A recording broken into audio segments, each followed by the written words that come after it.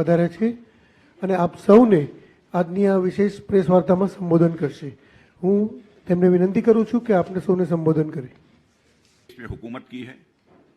बच्चा बच्चा इस सच्चाई को जानता है कि भारत की राजनीति में विश्वसनीयता का संकट, क्राइसिस ऑफ क्रेडिबिलिटी सबसे अधिक किसी राजनीतिक पार्टी ने पैदा की है तो वह कांग्रेस पार्टी ने पैदा की है।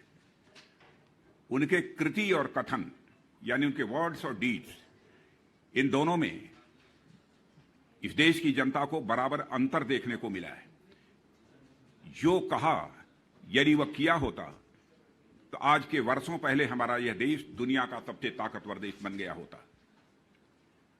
जो भारत की राजनीति में विश्वसनीयता का संकट पैदा हुआ है, उस विश्वसनीयता के संकट को चुनौती के रूप में किसी राजनीतिक पार्टी ने इस देश में स्वीकार किया है तो भारतीय जनता पार्टी ने स्वीकार किया है। जो हम लोगों ने कहा उस काम को किया।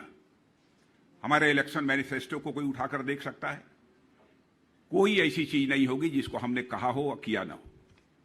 यहां तक कि भारतीय जनसंघ के रूप में जब हम लोग काम कर रहे थे, उस समय भी जो बातें हम लोगों ने अपने घोषणा पत्र में कही थी, उन सारे मुद्दों पर हमने कार्रवाई की है। सारी अपने बातों को, सारे अपने वचन को हम लोगों ने पूरा करने में कामयाबी हासिल की है। और मैं यह मानता हूं ये दल सभी विश्वसनीयता के संकट से गुजर रहे हैं। तो भारतीय जनता पार्टी का जहां तक सवाल है, भारतीय जनता पार्टी यह विश्वसनीयता के प्रमाण की प्रतीक बन चुकी है इस भारत की राजनीति में। जहां तक मोदी जी का प्रश्न है, इसमें कोई दो मत नहीं है कि जब से उन्होंने शासन की बागडोर 2014 से अपने हाथों में संभाली है, अंतर्राष्ट्रीय जगत में भारत की प्रतिष्ठा बढ़ी है। भारत का कद अंतर्राष्ट्रीय जगत में ऊंचा हुआ है। अंतर्राष्ट्रीय मंचों पर भारत पहले कुछ बोलता था तो दुनिया उसकी बातों को बहुत गंभीरतापूर्वक नहीं लेती थी, लेकिन आज यदि भारत अंतर्राष्ट्रीय मंचों पर कुछ बोलता है तो सारी दुनिया कान खोलकर यह सुनती है कि भारत बोल क्या रहा है। यह हैसियत भारत की बनी है।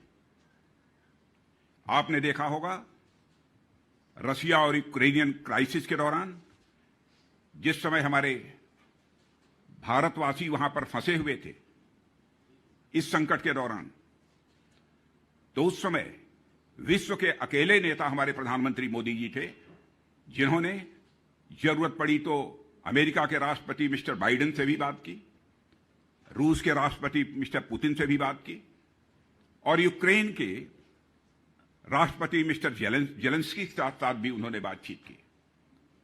और युद्ध थोड़ी देर के लिए रोक दिया गया ताकि भारतवासी यूक्रेन से बाहर जा सके। यह साख, यह विश्वसनीयता अंतर्राष्ट्रीय जगत में यह भारत की बनी है, हमारे प्रधानमंत्री श्री नरेंद्र मोदी की बनी है। और मैं यह मानता हूं कि 20वीं शताब्दी में यहां पर महात्मा गांधी, जो कि गुजरात की धरती पर पैदा हुए थे, गुजराती मां की कोख से पैदा हुए थे, उन्होंने स्वतंत्रता आंदोलन का नेतृत्व किया, भारत को आजादी मिली। और सरदार वल्लभ भाई पटेल भी, जिन्होंने पूरे भारत को एक करने में बहुत ही महत्वपूर्ण भूमिका निभाई है। यह दोनों गुजरात की गौरव और अस्मिता के प्रतीक रहे हैं।